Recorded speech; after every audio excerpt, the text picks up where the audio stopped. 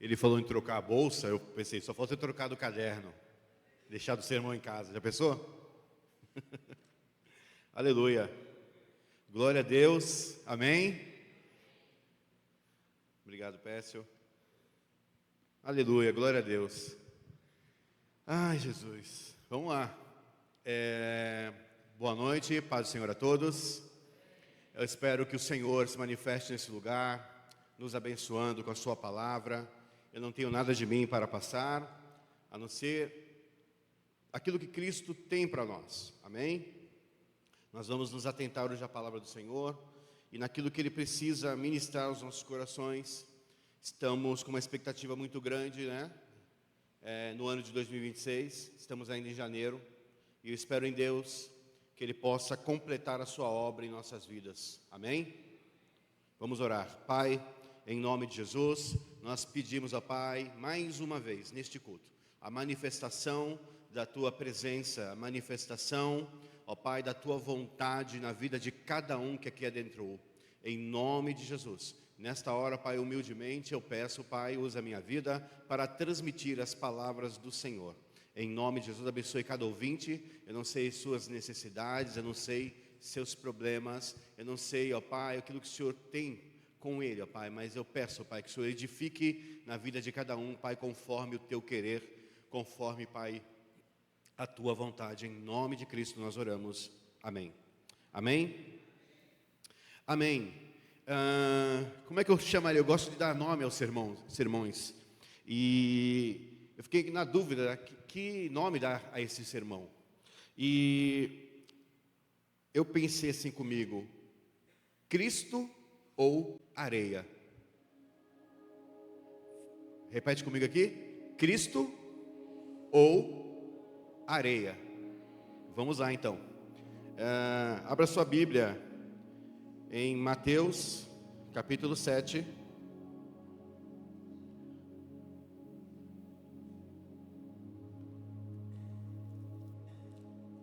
Mateus, capítulo 7. E vai lá para o finalzinho do capítulo 7.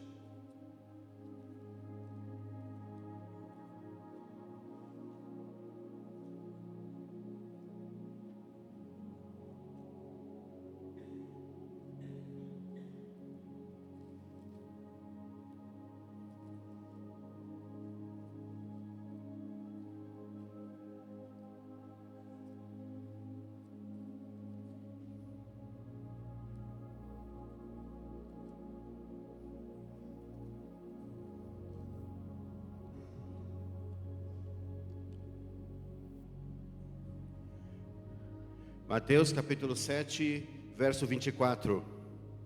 Você pode colocar para as pessoas verem aqui? Aleluia. Nós vamos ler todo, tá bom? Portanto, quem ouve estas minhas palavras e as pratica, é como o homem prudente, que construiu a sua casa sobre a rocha. Caiu a chuva, transbordaram os rios, sopraram os ventos e deram contra aquela casa, mas ela não caiu, porque estava alicerçada na rocha. No entanto, quem ouve estas minhas palavras e não as pratica, é como o insensato que construiu a sua casa sobre a areia. Caiu a chuva, transbordaram os rios, sopraram os ventos e deram contra aquela casa, ela caiu e foi grande a sua queda. Amém? Glória a Deus. Quem conhece essa passagem bíblica, levanta a mão. As duas casas, os dois fundamentos. Amém? Então primeiro, para começar, precisamos nos localizar, né?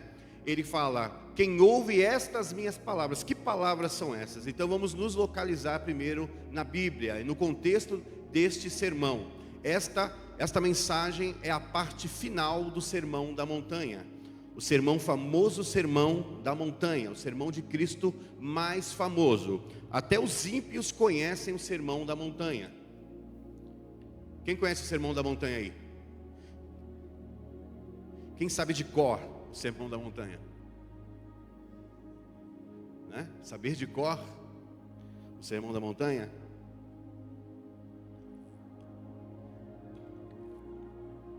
Eu admiro muito ele, sei grande parte dele, mas de cor, assim, se recitar agora de cor aqui eu não consigo. Vou ter que estudar mais para recitá-lo de cor. Mas eu deveria saber esse sermão de cor. O Sermão da Montanha, ele é muito importante. O Sermão da Montanha, ele contém as palavras mais importantes de Jesus. O Sermão da Montanha contém um resumo de toda a pregação de Cristo aqui na terra. É o fundamento do ministério de Jesus, está no Sermão da Montanha. Existem segredos espirituais no Sermão do Monte, o famoso Sermão da Montanha. E onde está escrito ele? Está escrito em Lucas, no capítulo 6, uma parte dele. E ele completo mesmo vai estar em Mateus, do capítulo 5, a partir do verso 1 de Mateus, até o capítulo 7 de Mateus. Então, capítulo 5, 6 e 7 contém o Sermão da Montanha. No Sermão da Montanha, começa com as bem-aventuranças. Uma grande multidão se reúne ao redor de Jesus, ele começa com as bem-aventuranças. Bem-aventurados os mansos, os pacificadores, os pobres, os simples de coração. No 5,13, ele continua: vós sois o sal da terra e a luz do mundo. No 5,17, não penseis que eu vim abolir a lei, eu vim para cumpri-la. Aí ele fala também, no 5 ainda, do homicídio. Na frente do homicídio, o adultério. Depois do divórcio, fala sobre os juramentos, não jureis em vão. Fala sobre a vingança, fala sobre o amor aos inimigos. No 6, verso 1, ajuda aos necessitados. No 6, a oração, a famosa oração do Pai Nosso. Quem conhece o Pai Nosso? Amém? A oração do Pai Nosso. Depois do Pai Nosso ele fala sobre o jejum. Também ele fala sobre os tesouros no céu. Não ajunteis tesouros no céu. Ele fala sobre também as preocupações da vida. Olhar as aves do céu, os lírios do campo, que não plantam, não semeiam, não ajuntam em celeiros, mas o Pai cuida delas e cuida de vocês. No 7, ele começa como julgamento ao próximo. Não julgueis para não ser julgado. Também ele fala da persistência na oração. Também no 7 ele fala sobre a porta larga e a porta estreita. Ao final do 7 ele fala sobre a árvore e seu fruto. A árvore boa dá bom fruto, a árvore má dá fruto ruim. E encerrando, a última mensagem do Sermão do Monte é sobre os 2 fundamentos. Algumas Bíblias vai estar os 2 fundamentos, os 2 alicerces, as 2 casas, e algumas Bíblias, o homem prudente e o homem insensato, como subtítulo desse capítulo. E nós vamos justamente falar sobre essa parte do sermão. Na cultura judaica, há toda uma ênfase de conclusão, há toda uma ênfase de contar histórias. Os judeus eram muito bons em contar histórias, muito bom nisso. A tradução, existe uma tradução da Torá, né, que é escrita e é passada, mas dentro dos livros da cultura judaica também há uma tradição de uma Torá oral, de histórias orais que eles contavam em volta da fogueira, contando para os seus descendentes, contando para as pessoas sobre Deus. Eles faziam parte da cultura deles. E toda vez que você vê um texto judaico, ele tem que ter um começo, um meio e um fim, ou seja, uma introdução do assunto, o desenvolvimento do assunto e a conclusão do assunto. Então a parte final, normalmente ela traz ou uma conclusão ou preste atenção, quem tem ouvidos para ouvir, começa com assim diz o Senhor, e depois quem tem ouvidos para ouvir, ouça, preste atenção, atente-se a isso. Então nós vemos aqui que no final de todo o Sermão do Monte, ele traz assim: aquele que ouve estas minhas palavras e as pratica, eu lhes direi a quem compararei. Em Lucas está assim: eu lhes direi, com quem compararei este que ouve e pratica as minhas palavras? Compararei a um homem prudente, que construiu a sua casa sobre a rocha. O outro, que não pratica, ele compara um homem insensato, que justamente faz o contrário. Ele ouve, mas não pratica. Isso faz nos pensar sobre nós cristãos que estamos há tanto tempo na igreja. Cultos de quinta, cultos de domingo, semana após semana. E tem as células também, e tem outras reuniões, e cultos extras às sextas e aos sábados, e conferências, e encontros, e imersões. O quanto nós temos ouvido, e não é por falta de palavra, e não é por falta de pregador. A gente ouve muitas coisas, muitas pérolas, muitos tesouros revelados aqui, palavras reveladas aqui, tanto nesse púlpito, como de outros pregadores.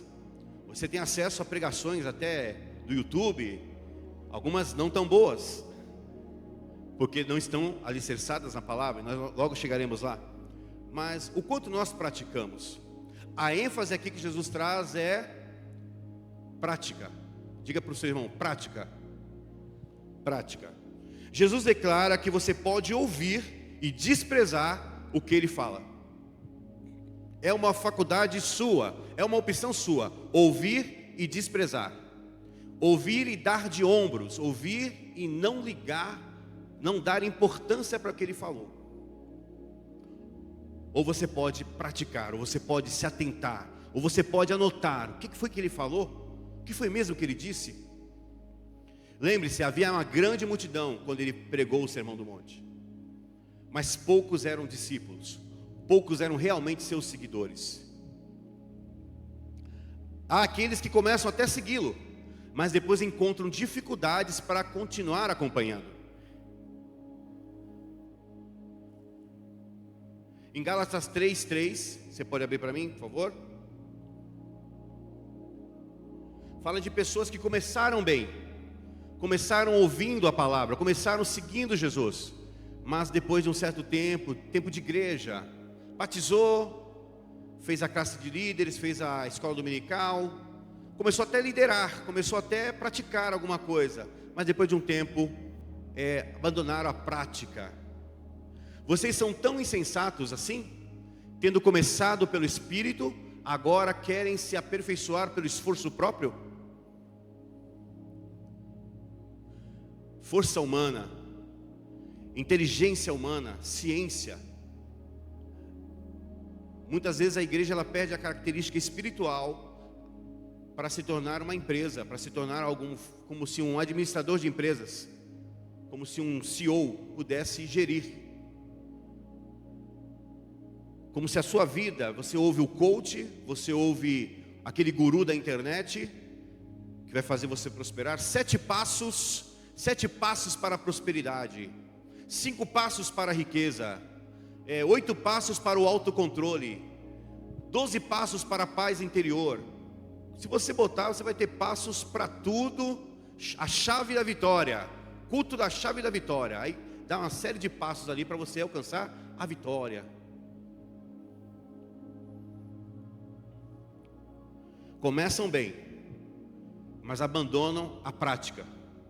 Começam bem, mas abandonam o primeiro amor. Começam com vontade, com sede, com fome, buscando em Jesus o exemplo, buscando em Jesus a meta. Entenda, este que disse o Sermão do Monte, ele disse o Sermão do Monte, mas em algum momento ele revela-se àquela comunidade, ele revela-se aos seus discípulos e diz: eu sou o caminho, eu sou a verdade, eu sou a vida, e ninguém vai ao Pai se não for por mim. Então as instruções que ele dá, as dicas que ele dá, os mandamentos que ele traz, não são opcionais. Vocês não querem ir embora também? Pedro vira para ele e diz: Senhor, para onde iremos nós? Pois só tu tens as palavras de vida eterna. Para onde iremos nós, Senhor? Em que outro há salvação?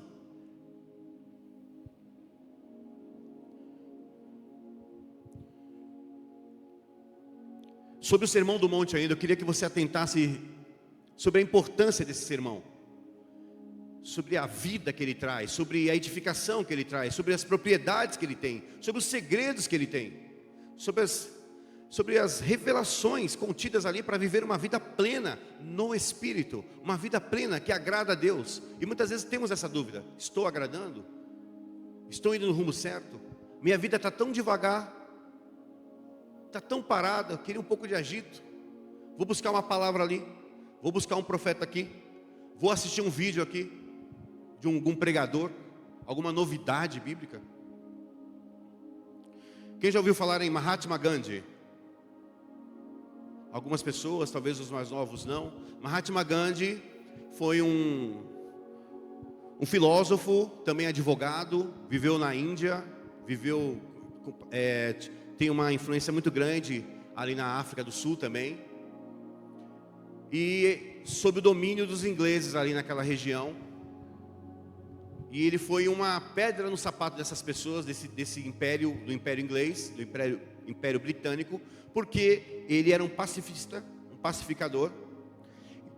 E ele, com sua filosofia de não violência, ele fazia jejum por vários dias, resistindo à opressão, aos castigos, ao apartheid na África do Sul e toda a opressão inglesa ali na Índia.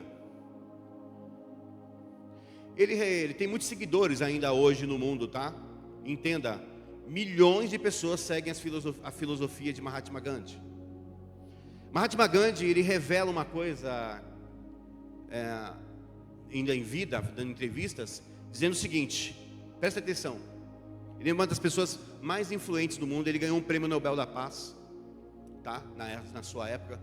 E ele revela o seguinte: se todos os livros do mundo tivessem sido queimados num incêndio, um grande incêndio, todos os livros, todos os jornais, todas as revistas de ciência, filosofia, línguas, literatura, romance, ficção, realidade, tudo se queimasse e só sobrasse o Sermão do Monte, a humanidade não teria perdido nada, porque ali está toda a essência de ética, de amor e vida para que a humanidade possa viver.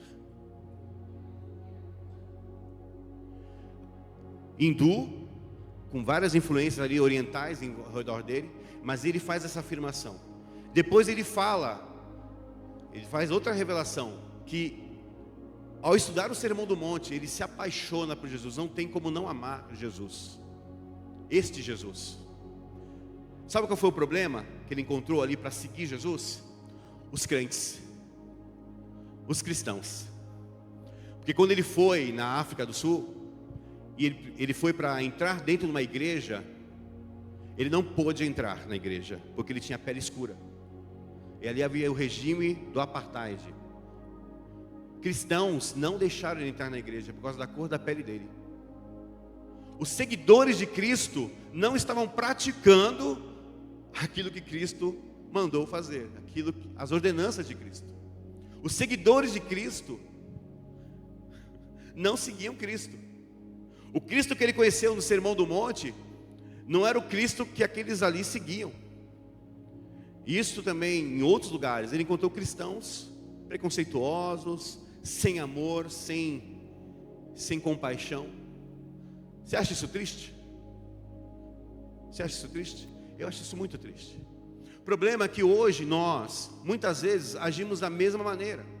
Nos colocamos como cristãos, como seguidores de Cristo, como, luz do mundo, como está escrito no Sermão do Monte, sal da terra, e não iluminamos ninguém, e andamos em trevas, e não fazemos a diferença como sal, não preservamos, não cuidamos, não amamos, não praticamos o que Cristo mandou, de amar o próximo, de amar o inimigo, amar o meu adversário, amar aquele que me ofende, amar aquele que me odeia.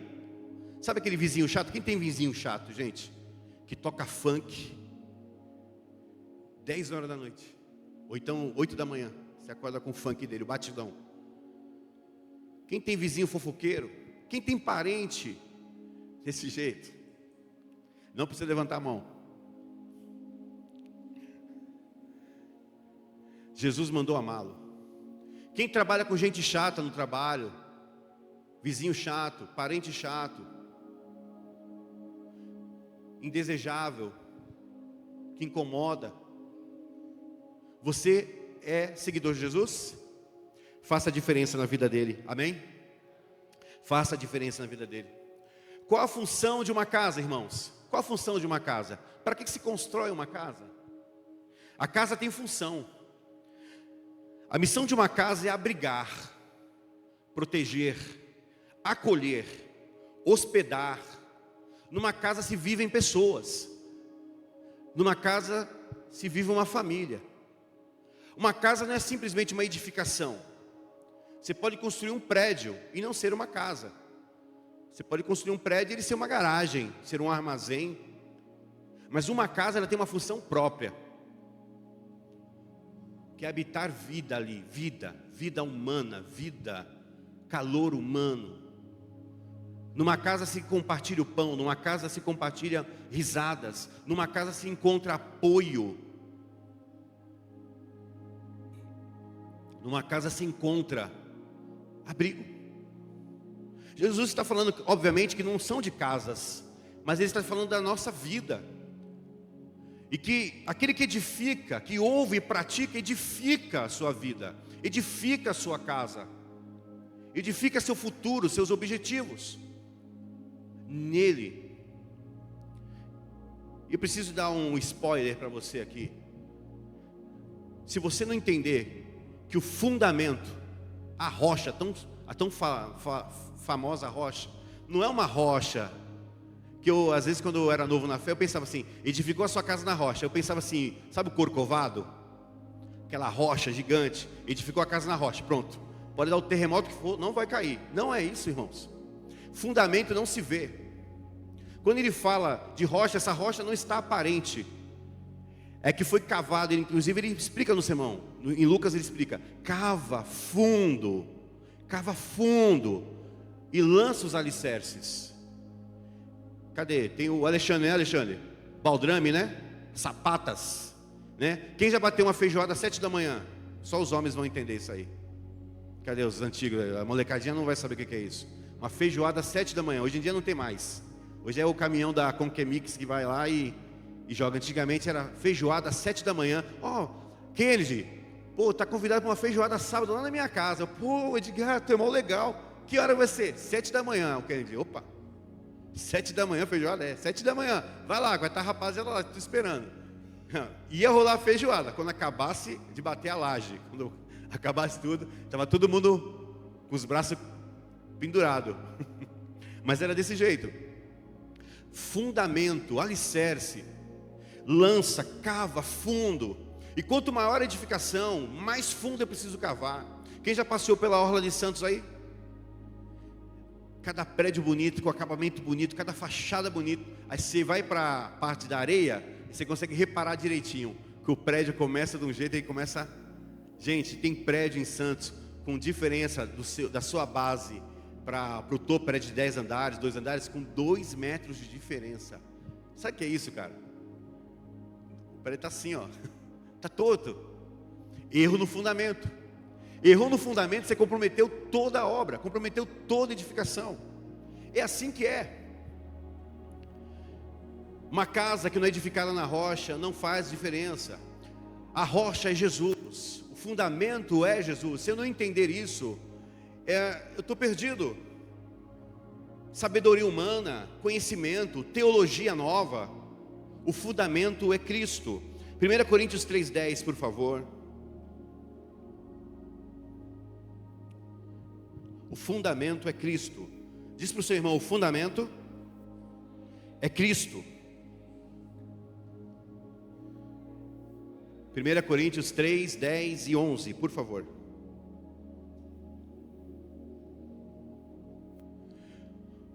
Conforme a graça de Deus que me foi concedida, eu, como sábio construtor, lancei o alicerce, e outro está construindo sobre ele. Contudo, veja cada um como constrói. 11.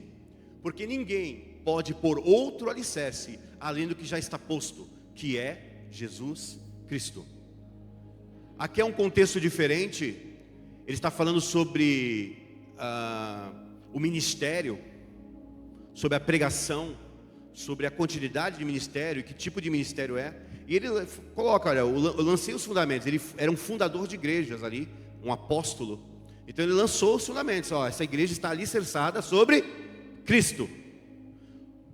Eu lancei os alicerces. Ele lançava, botava um pastor para tomar conta e outro continuava construindo. Sobre que fundamento? Cristo. Queridos, tudo que você fizer é uma construção. Tudo que você faz na vida, seu trabalho, sua carreira, seu casamento, seus relacionamentos, eles precisam estar sendo construídos em Cristo. Eles precisam estar sendo edificados em Jesus. Senão, não vai perdurar, senão vai ruir. O homem prudente, ele é precavido. O homem prudente, ele é disciplinado. Jesus quer que edifiquemos nele, para que tenhamos um relacionamento com ele. Jesus quer que estejamos fundamentados nele. Muitas vezes eu não entendi algumas palavras da Bíblia. Estar em Cristo. João 15: aquele que permanece em mim e eu nele, esse dá muito fruto. Aquele que está em Cristo, nova criatura é. As coisas velhas já passaram, tudo se fez novo. Estar em Cristo, estar enraizado, estar fundamentado, estar alicerçado em Cristo. Não é possível dizer que eu sou cristão, ter uma vida produtiva sem estar alicerçado em Cristo. Não há frutos do Espírito sem Cristo. Não há dons do Espírito sem Cristo. Não há como ter manifestação do Espírito Santo na minha vida se eu não estiver fundamentado em Cristo. Não há como ter uma vida cristã, me denominar, né? Sou cristão, sou crente, não praticante. Conhece essa? Sou salvo, não praticante. Tem como? Não há como fazer isso. A diferença ali de duas casas, entre as duas vidas, entre os dois relacionamentos, é simples. Um está em Cristo, o outro não está. Um está na rocha, que é Jesus, o outro não está. A diferença está na diligência. Quem está em Cristo é diligente e disciplinado. Quem não está em Cristo é irresponsável e displicente. Quem está em Cristo, na sua casa há estabilidade e durabilidade. Quem não está em Cristo, qualquer tremor, qualquer vento, qualquer notícia ruim te abala. Quem está em Cristo, na casa há beleza e harmonia. Quem não está em Cristo, quem não tem uma vida cristã edificada na rocha, qualquer coisa pode levar a tua paz. Qualquer coisa pode trazer escuridão. Qualquer coisa pode trazer abalo. A diferença de quem está em Cristo é que é necessário trabalho duro para continuar essa edificação. Diligência, esforço, seriedade de levar um relacionamento com Jesus. O resultado disso, a presença dele. A presença dele na casa. A presença dele com você na casa, edificando com você, agradando a ele. Quem ouve e pratica é o que me ama. Quem ouve e pratica está comigo, eu estou com ele. Quem não tem a casa na rocha, não tem a presença. Cuidado e prudência é o que há no coração daquele que constrói na rocha. Devaneio, loucura, imbecilidade. Eu sei que eu estou na igreja, estou no púlpito. Aí eu fui procurar no dicionário, tá? Imbecil, tolo, insensato, ausência de prudência. Jesus chama de insensato, de tolo, de nécio. Algumas traduções colocam como a beira da loucura. Uma loucura. Edificar a sua casa na areia, uma loucura.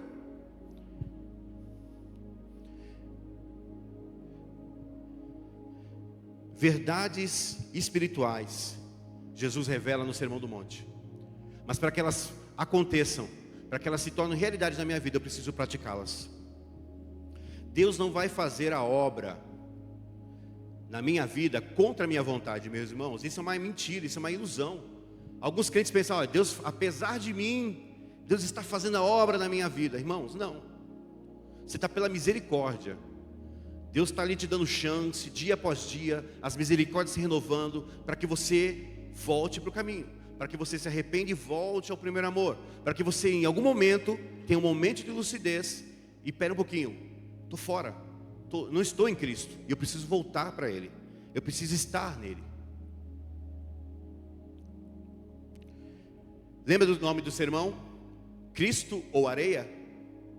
E agora que vem, só tem dois fundamentos. O nome da passagem é os dois fundamentos, os dois alicerces, as duas casas. Só tem dois fundamentos. Ou é Cristo, ou é areia. Ou eu construo em Jesus a minha vida, ou eu edifico em Cristo a minha realidade, o meu modo de viver, o meu modo de existir nessa terra. Ou está em Jesus, ou está na areia. E o que é estar na areia? Ah, meu irmão, eu acreditava, né, que era o imprudente, o preguiçoso, o que não lia a Bíblia, não orava, não dava a mínima para Jesus. É isso mesmo, também. É também. Mas estar na areia é substituir Jesus por qualquer outro lugar. Edificar em qualquer outro lugar que não seja Cristo é edificar na areia. Eu fiz faculdade, fiz mestrado, doutorado, bacharelado, pós-graduação, MBA, e não é Cristo? É filosofia humana? É sociologia? É sabedoria? Sei lá o que mais que você tem de novidade? Uma nova teologia? E cada dia surge uma nova, tá? Cuidado, cada dia surge uma teologia nova, tentando ressignificar, reescrever a Bíblia. Precisamos reescrever a Bíblia. A Bíblia está desatualizada, já ouvi isso. Pastores renomados trazendo essa mensagem. O fundamento não se mexe, irmãos. Fundamento é fundamento. Ou ele é bem feito, ou ele é mal feito. O fundamento é Cristo. E se não for Cristo, é areia. Então eu preciso olhar para a minha vida. Se o que eu estou construindo está em Cristo. Se o meu casamento está em Cristo. Se os meus relacionamentos com meus filhos, com minhas filhas, no caso com seus filhos, com seus irmãos, com seus parentes, com os irmãos da igreja, se o seu ministério está em Cristo. Se não está, ele está na areia. As consequências são as escolhas erradas, né, irmão? Consequências da vida prudente é a presença. As consequências da areia é desastre. As consequências é desgraça. Você habitaria numa casa que vai cair? Condenada? Uma casa condenada. Defesa Civil chegou lá e falou assim, risco de desabamento. Você habitaria nessa casa? As pessoas procurariam você, olhando para a sua vida e vendo, olha, o Edgar, todo torto. Esse é aqueles prédios de Santos, todo torto, a vida toda torta. Mas ele quer dar conselho, ele quer falar. Qual a validade de um conselho de uma pessoa com a vida torta? O que distingue uma pessoa prudente da imprudente é como você reage às palavras de Jesus. Imediatamente eu preciso entender. A palavra tecton é a raiz da palavra arquiteton, que é arquiteto, chefe dos construtores. Algumas pessoas confundem, né, a palavra carpinteiro ali na tradução, mas hoje há um entendimento de que Jesus era mais que um carpinteiro. Ele conhecia sobre construção. Jesus sabia do que estava falando. Ele é mais que o carpinteiro, irmãos. Ele conhece o projeto do começo ao final. Quando ele dá as instruções, é porque ele sabe que você, construindo nele, sua vida vai dar certo, sua vida prosperará. Amém?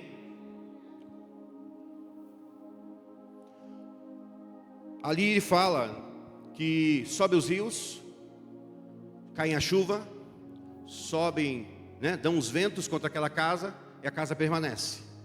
No outro caso, cai a chuva, sopra os ventos, sobem os rios, e grande é a ruína. Ali está falando dos problemas da vida. Estar em Jesus não é ausência de problemas. Estar em Jesus não significa não ter problemas nenhum. Essas teologias novas, essas pregações de que venha para Jesus e você vai virar empresário. Vem para Jesus e olha, sua vida vai mudar completamente. Cara, isso não é o evangelho de Jesus. Isso não é uma promessa dele. Isso não é fundamento de Jesus. Isso é outro fundamento. Haverão problemas sim, haverão muitas aflições, mas tem de bom ânimo. Eu venci o mundo. É quase que uma promessa para você. Aleluia.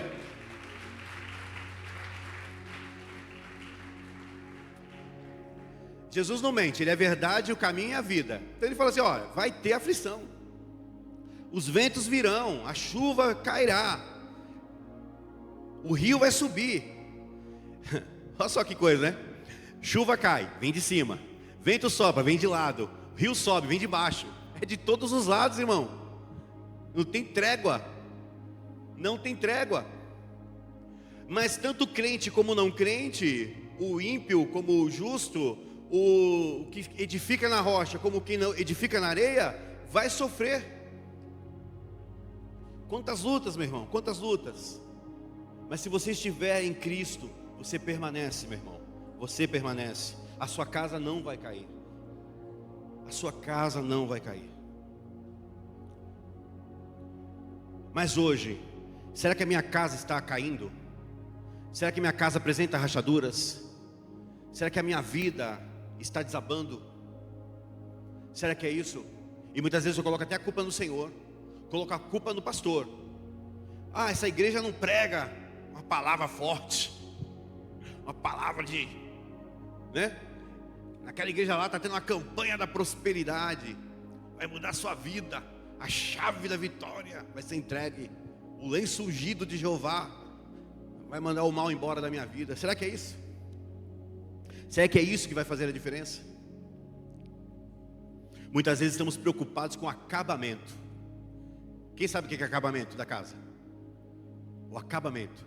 Um piso bonito, um porcelanato, né?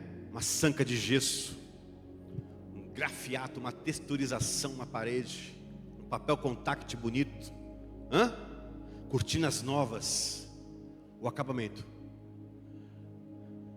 Muitas vezes estamos fazendo isso, irmãos, querendo trocar as cortinas de uma casa que está caindo, querendo passar pintura em paredes que estão ruindo, rachando. Cada pisada do inimigo, cada vento que dá, você sente a casa balançar. Mas vamos manter as aparências. Eu continuando frequentando o culto, eu continuo dando as minhas ofertas e meus dízimos, eu continuo não perdendo uma reunião, mantendo as aparências, mas não tenho intimidade com o grande construtor. Não sigo as orientações do grande arquiteto, Jesus. Ele deu a orientação. O Alexandre vai me ajudar. Existe uma planta, né, Alexandre, que quando vai construir uma edificação nova, uma planta que o cara abre lá, ó, eu quero que construa X por X, né, tantos metros por tantos metros, a profundidade é essa, a altura das paredes é essa, o pé direito é esse, vai ter tantos andares e tal. Então tem orientações que precisam ser seguidas. E eu desprezo. O dono da obra vira as costas e eu falo lá, eu não sou o obreiro, ele não mandou eu construir, eu vou construir do meu jeito. O risco é muito alto.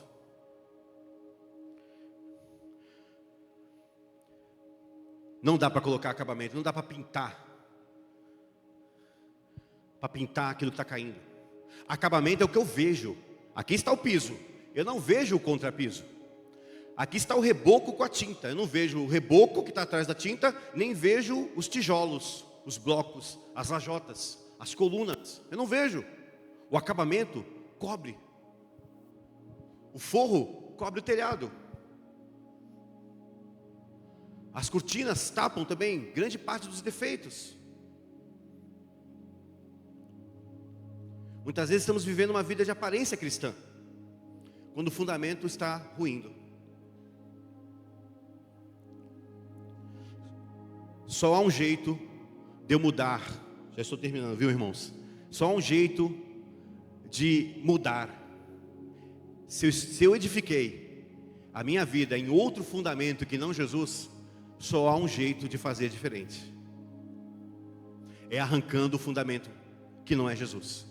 É arrancando, é eliminando, é cavando e arrancando o fundamento que não é Cristo. Não é Jesus na minha vida, é uma filosofia estranha, é uma teologia que não é Cristo, que não está fundamentada na palavra. Eu preciso arrancar. Não sei se vocês já perceberam, já viram, mas muitas vezes grandes construtoras compram casas, compram terrenos que já têm edificações ali. Às vezes tinham sobrado. Às vezes eu quero construir um prédio de 12, 20 andares, e num terreno que já existe um prédio de 3 andares. Eles compram. Mas para construir o prédio de 20, 30 andares, naquele terreno onde já havia um prédio de 5, o que eles têm que fazer? Demolir. Demolir. E começa com aquilo que é aparente. Começa com aquilo que se vê. Então eu destruo de alto a baixo. De alto a baixo eu destruo todo aquele prédio. Uma implosão, não sei como eles fazem, aquelas bolas, né? De demolição, aqueles guindastes, tratores. Eles destroem o prédio e põem abaixo. É aquilo que se vê. Eu destruo o que é aparente. Mas também eu preciso não só parar ali.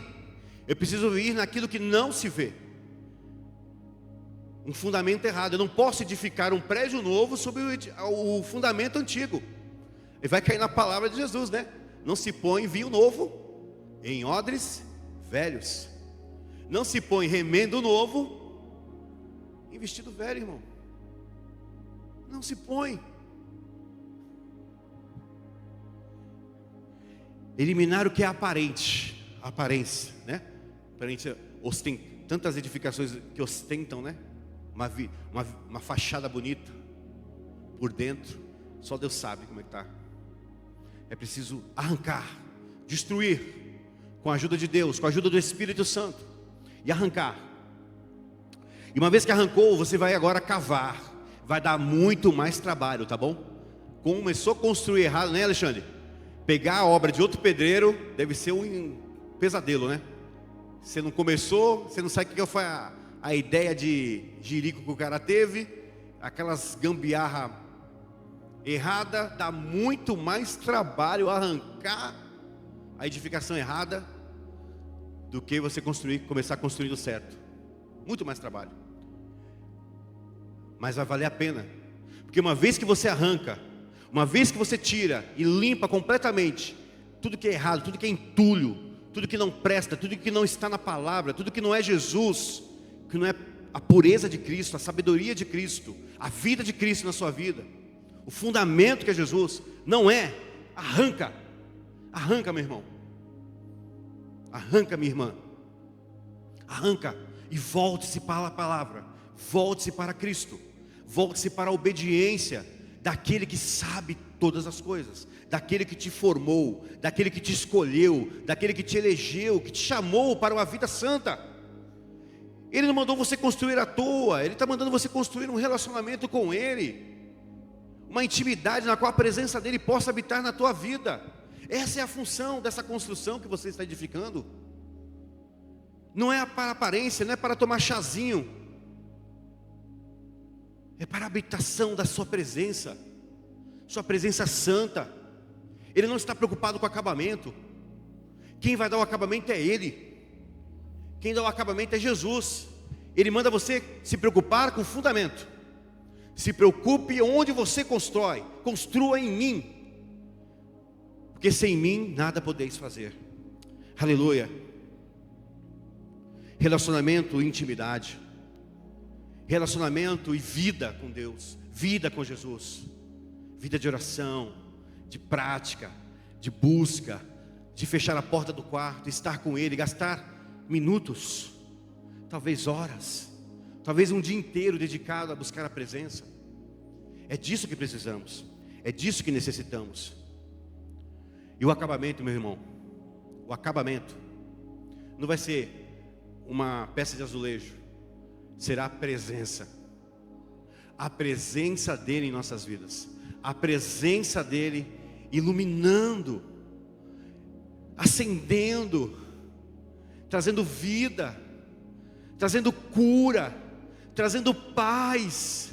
Essa casa agora estava morta, era apenas uma casa, agora era um prédio sem vida, era um prédio mal acabado, era um prédio desabando, agora foi consertado, agora não tem beleza própria, mas há uma beleza diferente nessa casa, uma beleza que é refletida através da luz de Cristo, através da sua santidade, presente em você, e fazendo toda a diferença, para aqueles que estão ao redor, que precisam de abrigo, precisam de um lugar para se esconder, precisam de um lugar para encontrar uma palavra de cura e de repouso e de libertação. Encontrarão na sua edificação, encontrarão na sua vida, encontrarão em você, porque você é a habitação do Senhor. Você é o lugar que o Pai procura, você é o lugar que Ele quer habitar. Ele não habita em templos feitos pela mão humana. Ele fez você para que Ele habitasse em você. Vamos ficar de pé, meus irmãos. Estou encerrando por aqui.